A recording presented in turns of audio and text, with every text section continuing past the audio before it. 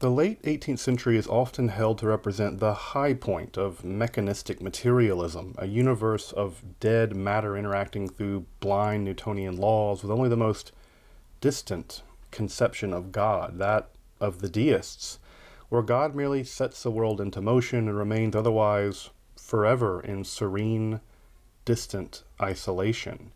Even the revolutionary passions were tuned to absolute reason, with the French going so far as to alter the very conception of time with the Republican calendar, and the conversion of vast cathedrals into temples of supreme reason.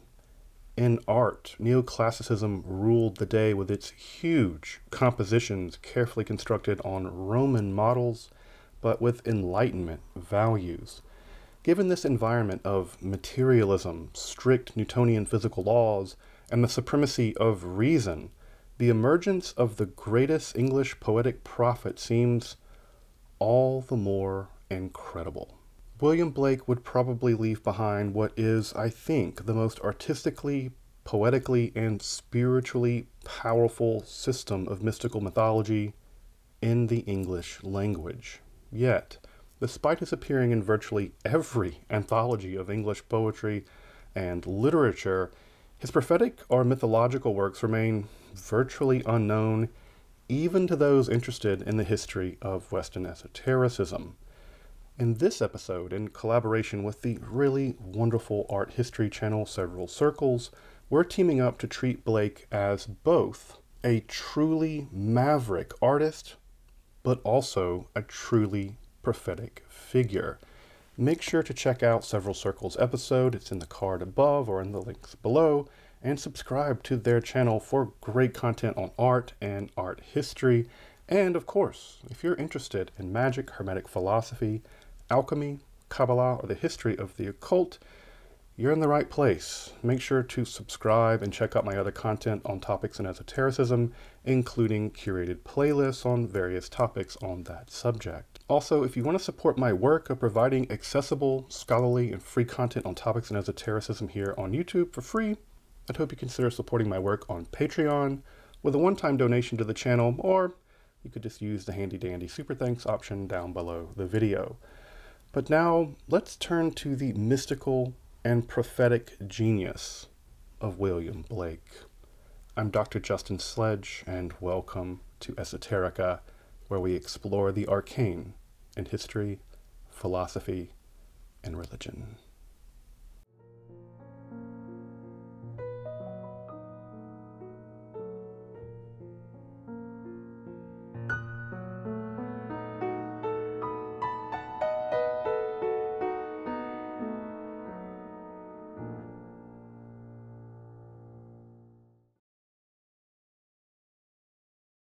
As I mentioned in the introduction, William Blake is well known as an engraver, painter, and poet. And if you've ever taken an English literature class, you've more than likely studied his more well-known texts like the Songs of Innocence and Experience, and perhaps even dipped your toes into the more provocative Marriage of Heaven and Hell. Great little aphorisms, kind of Nietzschean in quality. Both texts provide us but a mere glimpse, however, into the truly extraordinary genius below the surface of those texts.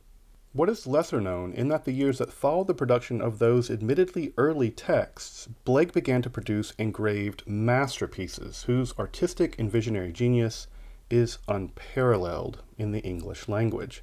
These texts represent the articulation of a wholly private mythological system detailing the tragic creation of the material cosmos, the quasi-divine beings who were generated out of eternity, and a powerful social critique of Blake's own world, where dogmatic religion reigned, sexual desire was actively suppressed, and revolutionary imagination were the enemies of conservative reason and mechanical logic. Sadly, most of these texts still languish in obscurity due to their profound difficulty, their complex development through time, and the sheer Baroque nature of the myth system itself. In this episode, I want to attempt an introduction, just an introduction to the Blakean mythos, by turning to what is generally thought to be the most foundational text in his system, the 1794 Book of Urizen. Of course, Blake's system would dramatically develop in the years after the Book of Urizen, but I think most scholars agree that those developments are mostly expansions of the themes and system laid out in Urizen. Of course, I want to come back in a future episode to cover that later material and also to show some of the influences on Blake, despite the fact that he's truly a maverick. But I have to admit that it is terribly intimidating. That later material is very intimidating, and I want to do a lot more work to put in studying it before I can do it any justice, to be honest. But hopefully look out for more Blake content on the future of the channel. But I think this episode will provide you a solid enough grasp of the foundations of the Blakean mythology all the same. Blake's system is often referred to as Gnostic in character. Many people claim Blake was a kind of Gnostic. I think he's even a saint in the Gnostic Church. And I'll be discussing just what this claim might mean as well, and what, to any degree, does this characterization actually make sense to refer to Blake as a Gnostic. I'm going to come back to this as well later in the episode, so stay tuned for that as well. Of course, Blake is well known as both an artist and a poet, but he was also notoriously known in his day as a mystic, which earned him the reputation as insane, a madman. Again, this was the period we call the Enlightenment, and mysticism and the occult were profoundly disparaged in most intellectual circles. From a young age, however, Blake encountered and interacted with the supernatural world as if it were, well, just the regular world. From speaking to Jesus, to seeing trees outside of his house full of angels, seeing and conversating with dead people, such as his brother. His wife would even comment that she got to spend very little time with him because he was often so captured up into paradise. Now, exactly how Blake's mystical experiences directly impacted his prophetic or mythological works is actually somewhat unclear, interestingly enough, though he did claim that he was inspired to compose those works by the archangels, and that those very beings read his poetic and prophetic works with delight. It's good to have their backing. I mean, can you imagine the Amazon reviews you get from Gabriel or something?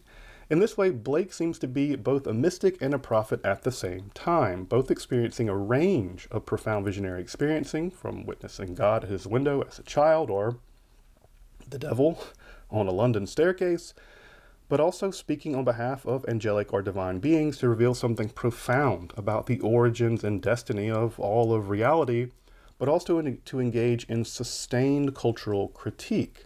But again, his mystical experiences seem to align very much with traditional Christian imagery and symbolism, though greatly informed by the theosophy of Jakob Boehme and Emanuel Swedenborg. This would also inform his conception of what we would actually call free love today, a position that he shared with other radicals of his time, like Thomas Paine, who he was friendly with, Mary Wollstonecraft, and William Godwin. But while his visions are more or less informed by traditional Christian imagery and scripture more specifically, his prophetic works, on the other hand, represent a wholly novel, completely novel conception of the generation of the cosmos, the tragic fall of reality into sinful materiality, and the role of imagination as a means to liberate oneself from the chain of religious dogmatism and Newtonian mechanical materialism. To grasp this, I think the foundational text to explore in his prophetic texts also remains one of his most daring, the Book of Urizen. Blake composed, printed, and colored this text starting in 1794, and would continue to produce it as late as 1818, showing that it had continued power in his ideas. 7 copies have survived till now.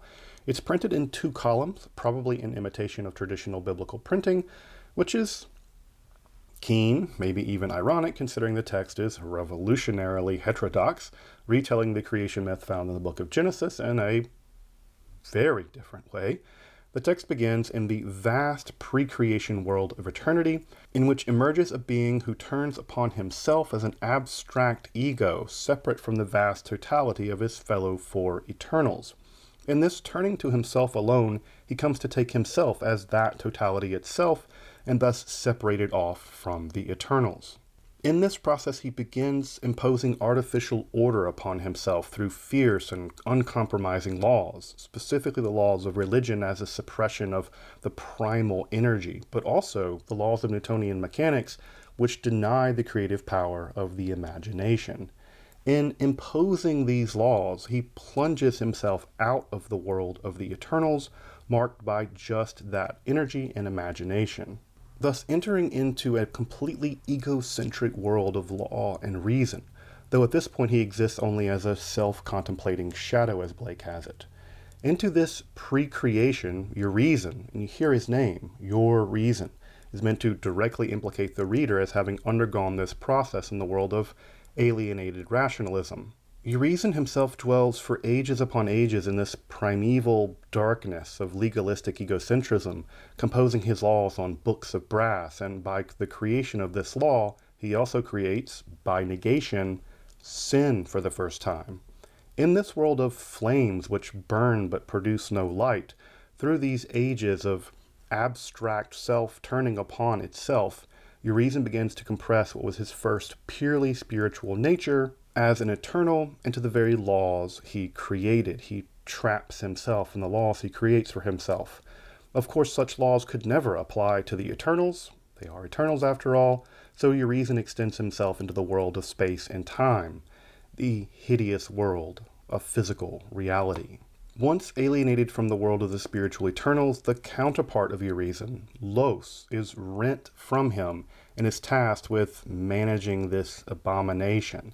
Unlike the eternal priest, Urizen, Los, the eternal prophet, is an outward-looking being who seeks to mitigate the harm caused by this cosmic tragedy on the part of the other Eternals.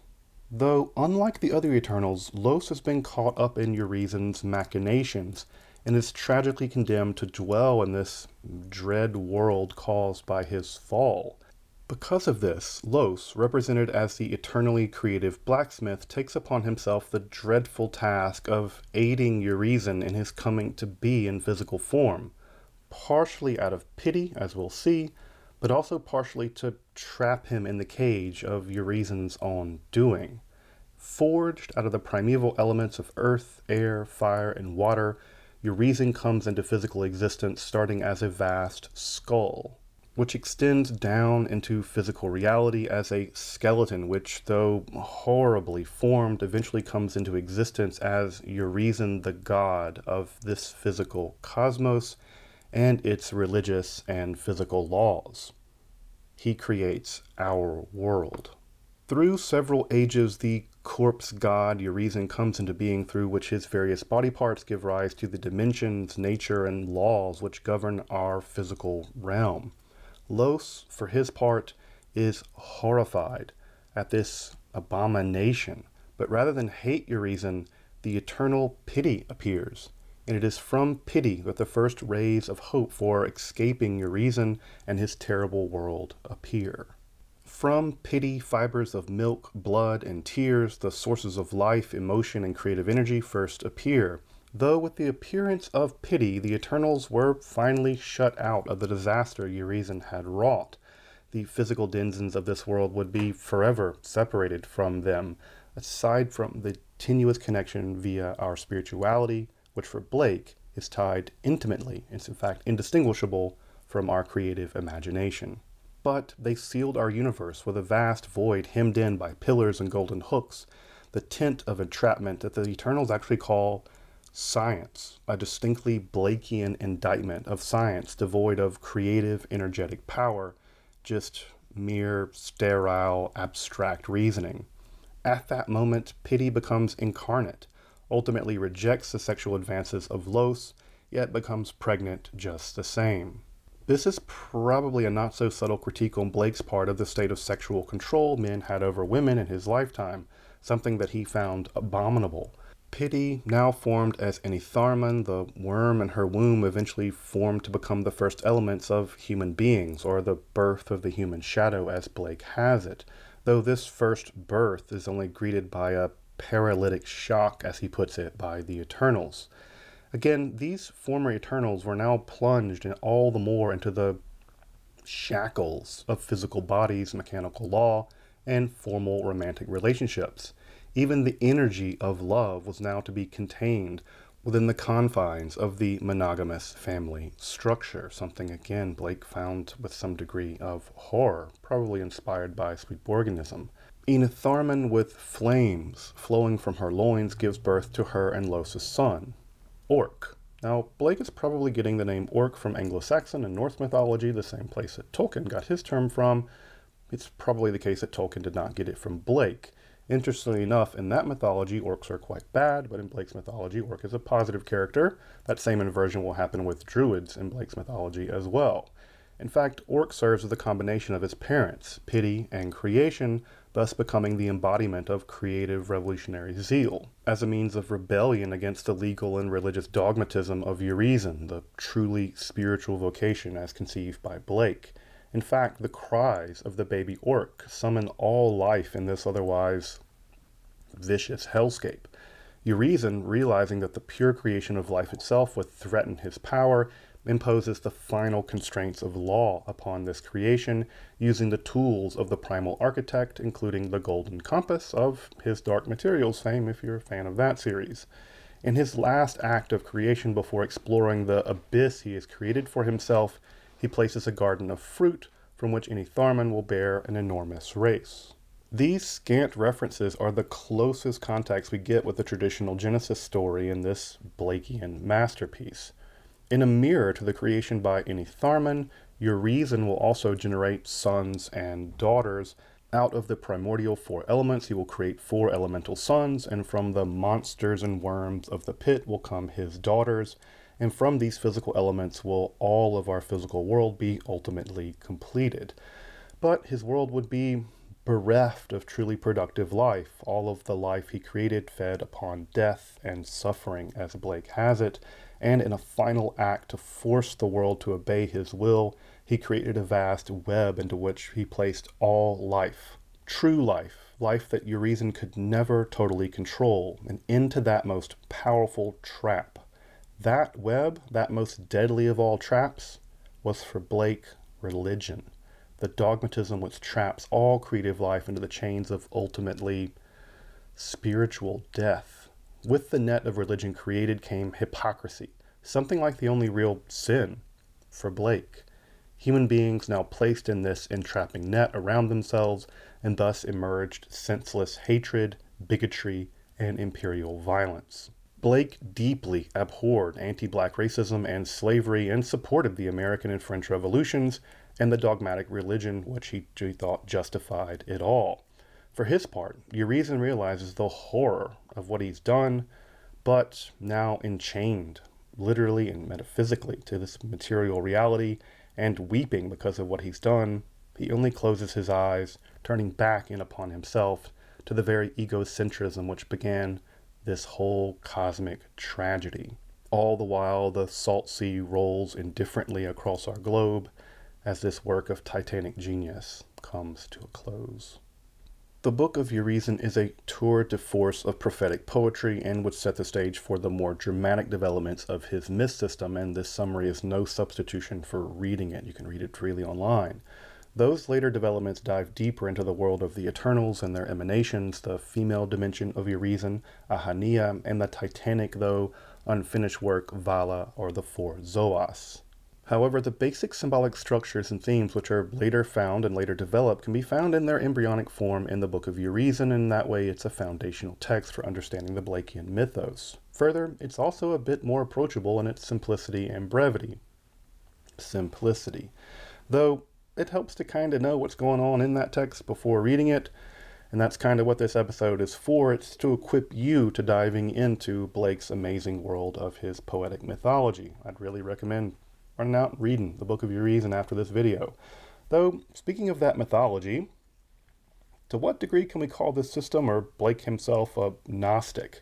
Of course, there's no evidence that Blake had any access to historical Gnostic texts, though such texts were making their way to England around the time that Blake was beginning to compose his mythology, though their publication would take a lot longer after that. I suspect that what jumps out of the Book of Urizen as the more Gnostic element is the act of creation of the physical universe as a kind of cosmic tragedy, with Urizen acting analogously to the demiurge or Yaldabaoth in texts like the Apocryphon of John.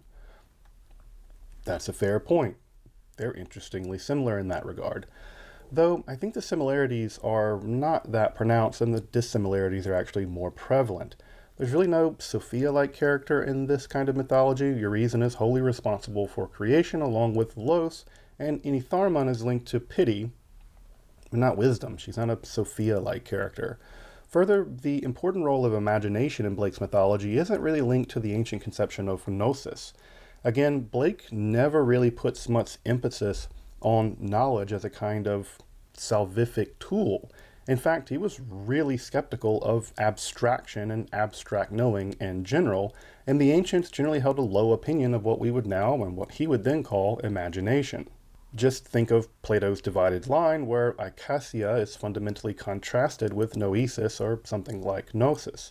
To my knowledge, imagination plays no real role, certainly not a positive one, in any of the historical Gnostic texts that I'm aware of. Further, for Blake, the world of the Eternals is cut off from us, aside from our use of our spiritual aspects of our imagination to engage in something like creative, energetic rebellion against worldly strictures. There isn't much of a sense in his mythos of ultimately escaping this world, but striving with it spiritually and even politically. Recall that Blake had radical, even revolutionary social and political beliefs, and his prophetic books are truly prophetic in that sense. They are revelations which tell us about ultimate truths, but also indict our contemporary or his contemporary culture. And in this sense, Blake was very much a prophet in the sense of the biblical prophets who critiqued their world, rather than attempted to tell something about the doom coming in the future or something like that. So, briefly, I don't think the term Gnostic does us much work to help us understand Blake. Honestly, I think that attempting to shove his ideas and his prophetic genius into this category, Gnostic, the contours of which modern scholars can't even agree upon, actually does exactly the kind of violence to his prophetic project that he warns us about in those very prophecies. Though, I actually think that precisely Blake's emphasis on creativity and energy, rather than some Gnostic state of the hidden nature of the world, much more speaks to our contemporary spiritual and philosophical concerns and sensibilities. All the more reason why I wish his prophetic works were as well known as those found at, say, Nag Hammadi. But in the end, I think we should listen carefully and clearly to Blake when he writes in his famous prophecy, Jerusalem, I must create a system or be enslaved by another man's. I will not reason and compare. My business is to create. In this spirit, we must let his ingenious, spiritual, and prophetic, his mythological creation, stand on its own. Again, make sure to check out Several Circles episode on Blake as the companion to this episode. Of course, this is just our first foray into that greatest English language poetic prophet. More Blake content to come, I assure you. Until then, I'm Dr. Justin Sledge, and thank you for watching Esoterica, where we explore the arcane in history, philosophy, and religion.